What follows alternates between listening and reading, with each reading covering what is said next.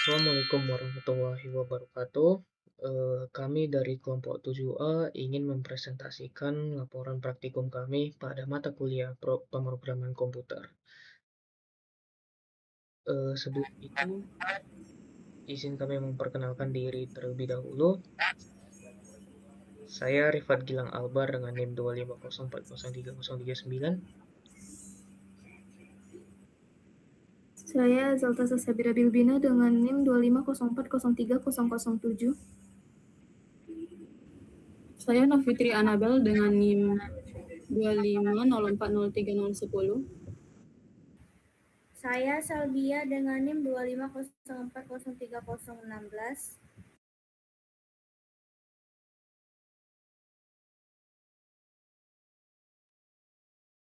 Sabila Chandra dengan NIM 250403020.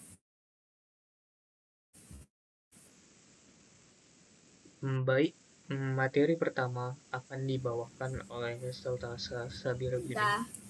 Ya Allah. Udah. Bentar. Baik, materi yang pertama akan dibawakan oleh rekan saya Zalta Sabira Bilbina. Dipersilakan. Baik, di sini saya akan membahas mengenai modul database management. Yang pertama yaitu latar belakang. Latar belakang kami membuat laporan ini yaitu Microsoft Access adalah DBMS desktop yang dirancang untuk mengelola database relasional skala kecil hingga menengah dengan antarmuka grafis. Nah, kemampuan pembuatan tabel, query, form, dan report yang terintegrasi juga ada dalam Microsoft Access ini. Dalam lingkungan rumah sakit, termasuk rumah sakit akrab, banyak proses yang masih mengandalkan prosedur manual atau dokumen terpisah yang beresiko menimbulkan duplikasi data, kesalahan input, dan keterlambatan distribusi informasi. Nah, karena adanya masalah sistem manual ini, seperti kesalahan pencatatan atau hilangnya berkas yang mungkin akan terjadi, maka kami membuat database rumah sakit akrab ini. Nah, dengan adanya database rumah sakit akrab ini, manfaat yang kami harapkan yaitu database akan menjadi terstruktur sehingga mempercepat pencarian data. Kemudian juga akan meningkatkan akurasi dan memungkinkan kontrol, akses, serta pelaporan yang konsisten. Nah, tujuan dari praktikum ini yaitu pertama, mampu mengolah data sesuai kebutuhan berdasarkan kriteria yang diharapkan. Yang kedua, yaitu mampu memahami dan menguasai penggunaan database dengan benar. Yang ketiga, yaitu mampu menggunakan Microsoft Access dalam pembuatan database. Selanjutnya, yaitu pengertian dari database dan DMS. Database adalah kumpulan data yang tersusun secara sistematis sehingga mudah diakses, dikelola, dan diperbarui. DBMS yang merupakan singkatan dari Database Management System, yaitu adalah perangkat lunak yang menyediakan mekanisme untuk menyimpan, mengambil, memperbarui, dan mengamankan data tersebut. Dengan adanya database dan DBMS ini diharapkan bahwa dia akan memberikan efek pada proses kecepatan yang dimana pencarian dan proses data akan menjadi lebih cepat dibandingkan sistem manual. Kemudian juga keamanan yang dimana kontrol hak akses, audit log, dan backup meningkatkan keamanan data pasien dan rekam medis. Dan yang ketiga yaitu efisien multi-user yang dimana dengan adanya database atau DBMS ini diharapkan beberapa pengguna dapat mengakses data bersamaan tanpa inkonsistensi apabila desain dan aturan akses benar-benar. Nah, dalam konteks praktikum, fokus diberikan penerapan prinsip-prinsip ini ditaruh melalui fitur-fitur dalam Microsoft Access. Selanjutnya, dalam database rumah sakit akrab akan dilanjutkan oleh Gracia. Baik, database rumah sakit akrab dibuat menggunakan Microsoft Access untuk mengelola data pasien, dokter, perawat, biaya rawat inap, dan transaksi rumah sakit. Pada tahap pengelolaan data dilakukan pembuatan tabel, relationship, query, form, report, makro, switchboard, dan password, sehingga sistem dapat digunakan secara terintegrasi. Dalam database Rumah Sakit Arka, dibentuk 5 tabel utama, yaitu tabel pasien, tabel dokter, tabel perawat, tabel biaya rawat inap, dan tabel transaksi rumah sakit, di mana setiap tabel memiliki primary key untuk menjalankan keunikan data dan memudahkan pengelolaan informasi dalam database.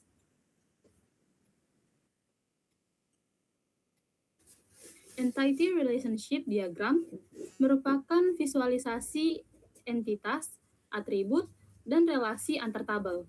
Contoh relasi yang umum pada rumah sakit yaitu wantu sakit. Bentar. Ini benar wantu sakit?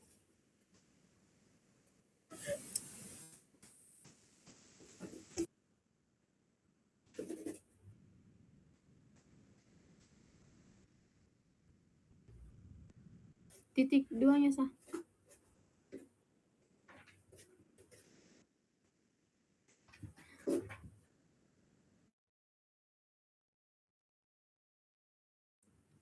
Ulang ya.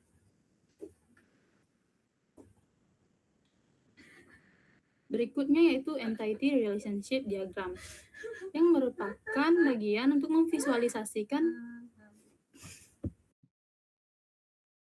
Masuk nggak suaranya situ?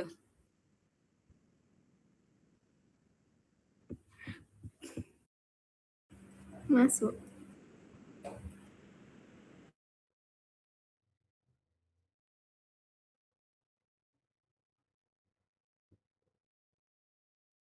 Oke, ulang ya. Entity Relationship Diagram atau ERD memvisualisasikan entitas, atribut, dan relasi antar tabel. Contoh relasi yang umum pada rumah sakit yaitu one to many antara pasien dan kunjungan, one to many antara dokter dan jadwal, many to many antara pasien dan perawat, dapat dimediasi oleh tabel shift atau assignment.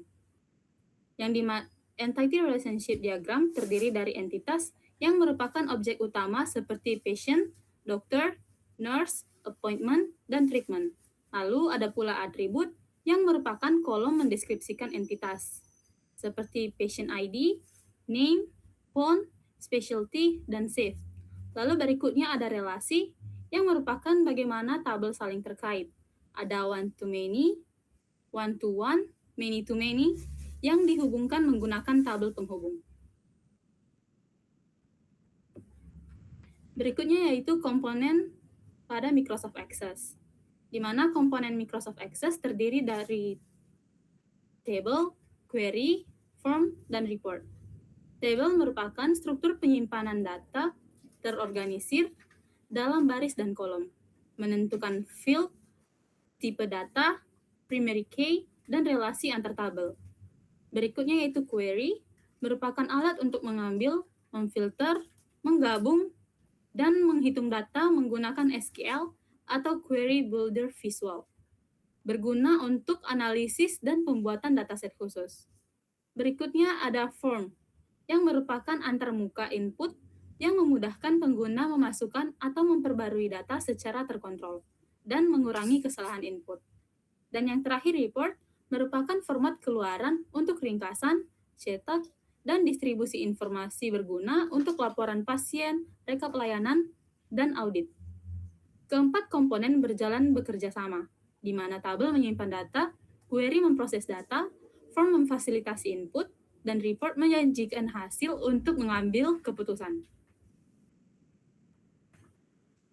Nah, kesimpulan pada modul database management ini yaitu Microsoft Access terbukti efektif sebagai alat pembelajaran dan prototipe pengelolaan database rumah sakit, di mana Microsoft Access mudah digunakan, terintegrasi, dan cocok untuk skala praktikum. Implementasi database meningkatkan kecepatan akses data, mengurangi kesalahan input, dan memperketat keamanan informasi melalui control access dan backup. Praktikum ini membantu peserta memahami konsep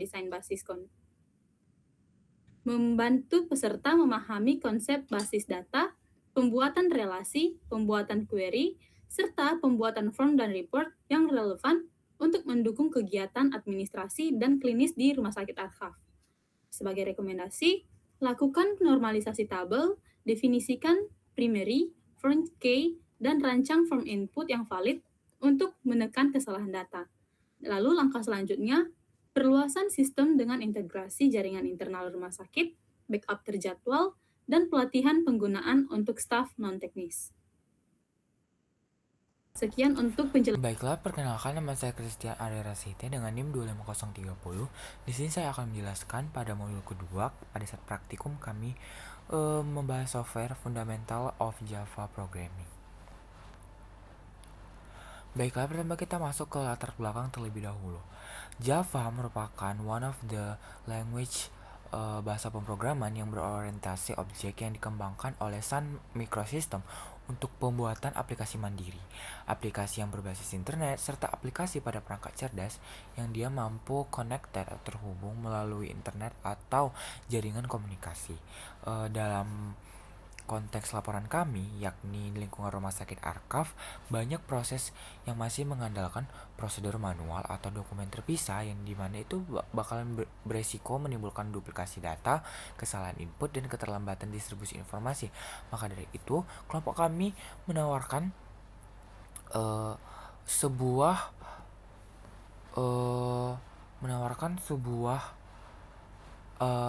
Java atau paradigma yang dimana dia itu merupakan bahasa OOP lintas platform yang mendukung kelas, objek, enkapsulasi, pewarisan, dan interface.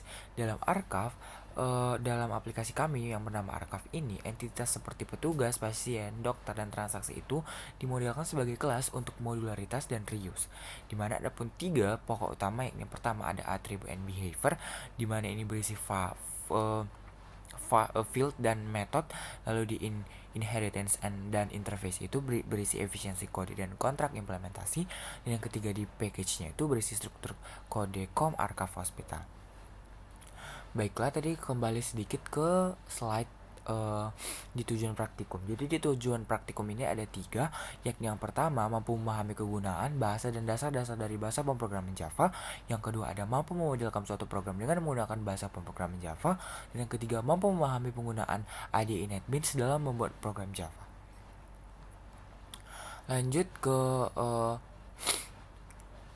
Lanjut ke lingkungan pengembangan dan teknologi pendukung, yakni si Java ini, yakni IDE menggunakan Apache NetBeans 27 GUI Builder Suite, di mana backendnya itu menggunakan Postgres SQL via Supabase, di mana koneksi database-nya ini akan menggunakan driver JDBC atau Postgres jar.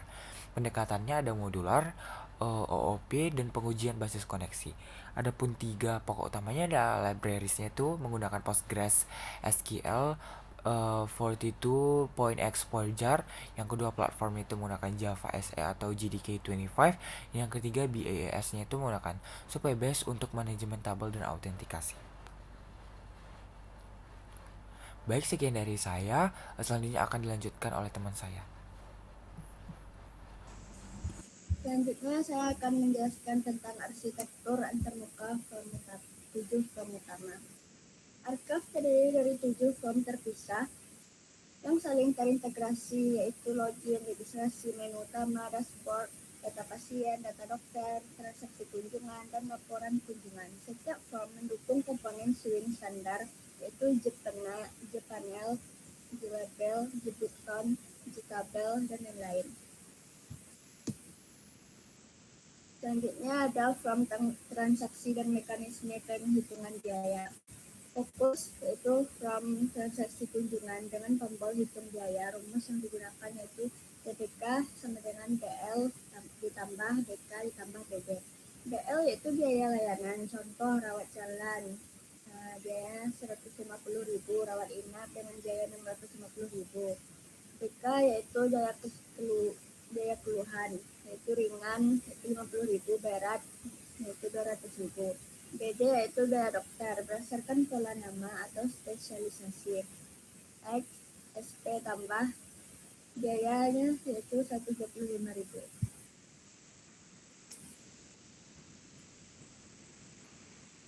Klarifikasi biaya tersimpan sebagai tabel referensi di database untuk konsistensi perhitungan. Selanjutnya ada analisis, pengujian, dan error handling. Temuan umum saat pengembangan yang pertama ada kesalahan koneksi ke Supabase yang ditangani dengan pre-catch dan pesan jelas. Yang kedua ada validasi input, yaitu wajib atau email, telepon, tanggal, file wajib. Yang ketiga ada pesan error pengguna, yaitu informatif tanpa mengekspos detail teknis. Yang keempat ada logging developer, yaitu simpan stack trace untuk debugging. Di rekomendasi yaitu implementasi validasi sisi klien dan sisi server serta unit tes untuk fungsi hitung biaya.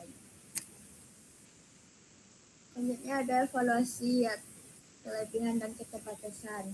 Ada 3, yaitu keunggulan, keterbatasan, dan perbaikan prioritas. Yang pertama ada keunggulan, yaitu struktur OOP, integrasi Supabase terpisah per fungsi, otomatisasi perhitungan biaya, dan pemanfaatan NetBeans di builder.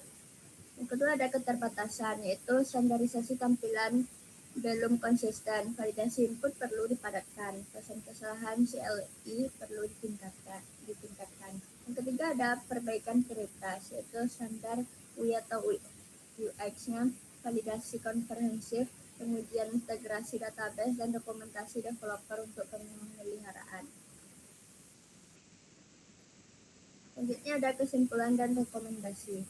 Proyek Archive berhasil menerapkan konsep data dasar Java dan OOP untuk membangun aplikasi administrasi rumah sakit yang fungsional. Sistem memudahkan catatan pasien, dokter, transaksi, serta penyajian laporan.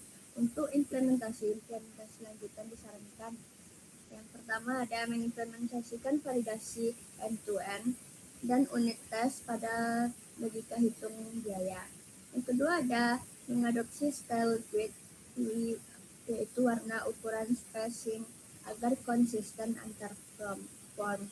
Yang ketiga ada menambahkan logging terstruktur dan pesan error yang ramah pengguna. Yang keempat ada menyusun dokumentasi teknis seperti README, R-diagram, FBA, space untuk pembangunan tim berikutnya. Selanjutnya dijelaskan oleh teman saya.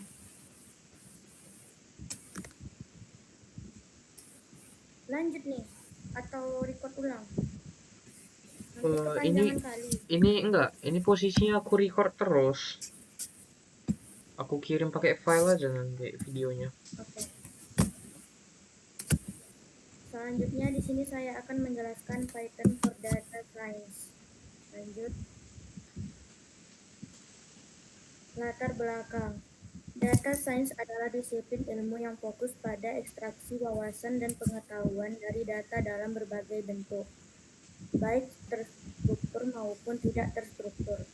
Disiplin ini menggabungkan pendekatan dari statistik, ilmu komputer, dan pemahaman konteks domain untuk mengolah, menganalisis, dan menginterpretasi data secara efektif.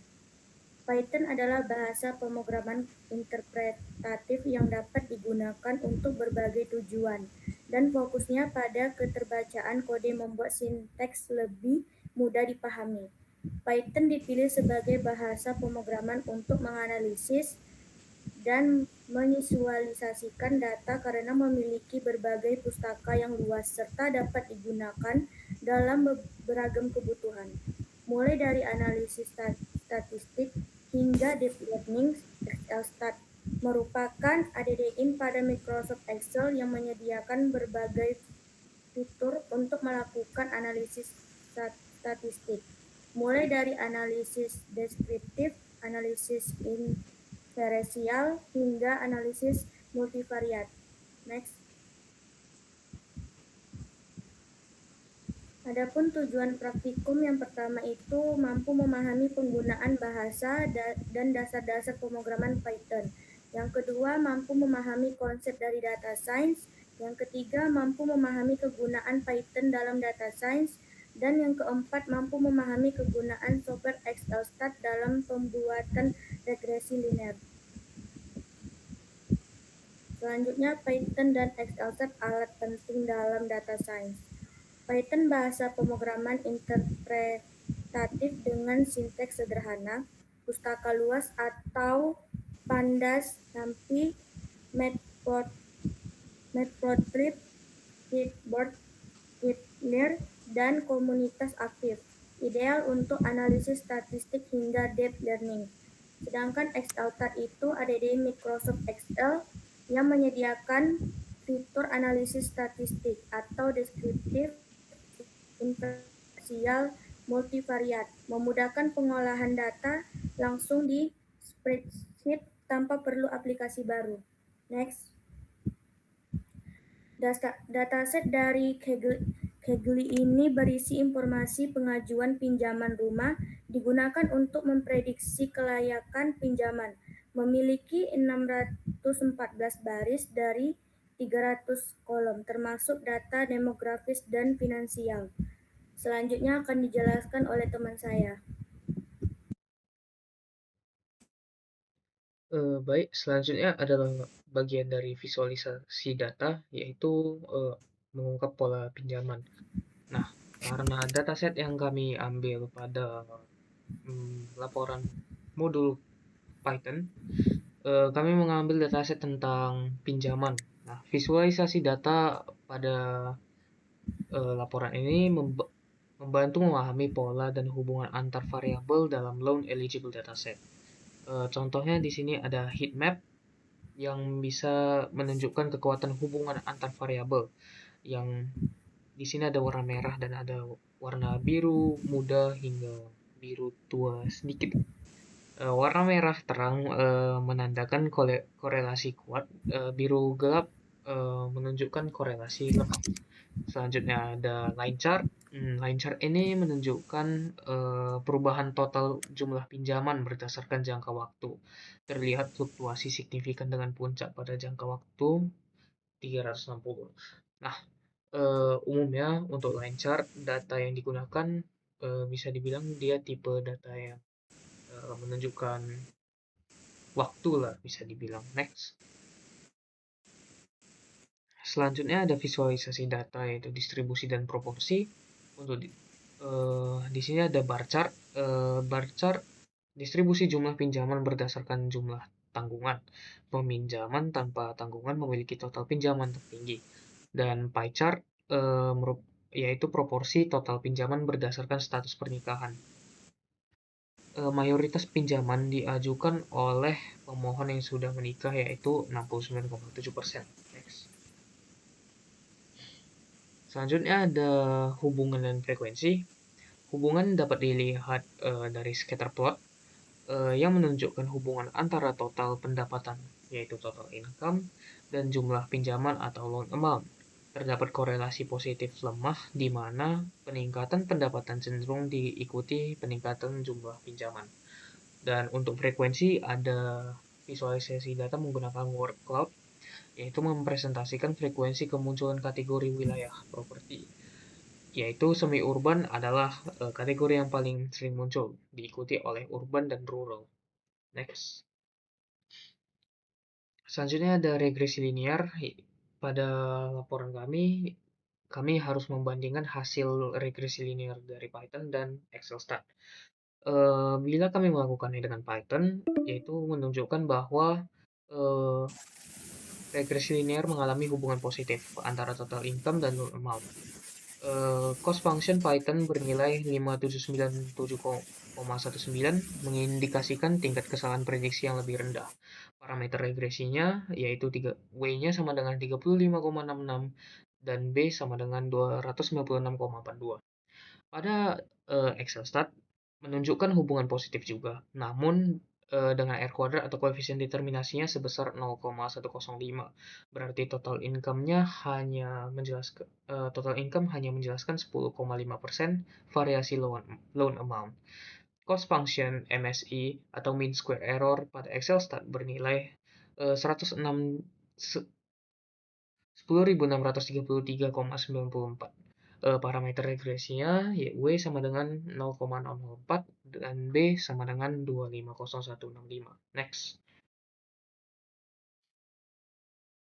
Kesimpulan dan saran dari modul kami dari laporan yang sudah kami lakukan pada modul Python. Yang pertama, Python itu sangat efektif. Yang terdapat library yang banyak yaitu Pandas, NumPy, Matplotlib, Seaborn, sklearn, word cloud dan lain-lain. Sangat efektif untuk pengolahan, analisis, dan visualisasi data. Proses data science-nya juga bagus ya, dari pengumpulan hingga visualisasi data pada loan eligible dataset kami berhasil dilakukan, didukung oleh Python dan Excel-stat. Saran dari kami itu dengan menggunakan Python ini pentingnya ketelitian dalam data cleansing. Dan juga pemilihan visualisasi data dan penulisan kode sangat krusial untuk hasil analisis yang akurat.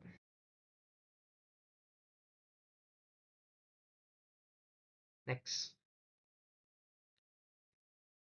Sekian presentasi dari kelompok 7A. Mohon maaf bila ada salah kata. Kami tutup dengan wassalamualaikum warahmatullahi wabarakatuh.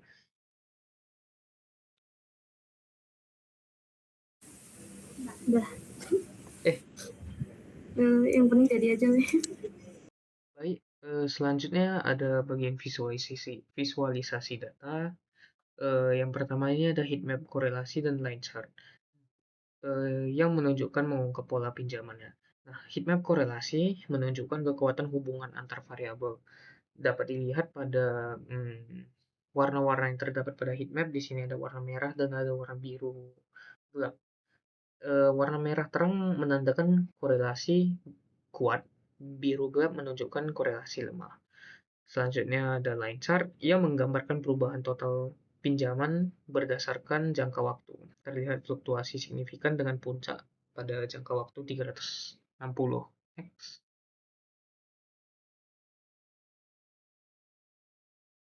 Selanjutnya ada visualisasi data yang menunjukkan distribusi dan proporsi. Untuk distribusi dapat dilihat dengan bar chart, yaitu jumlah pinjaman berdasarkan jumlah tanggungan.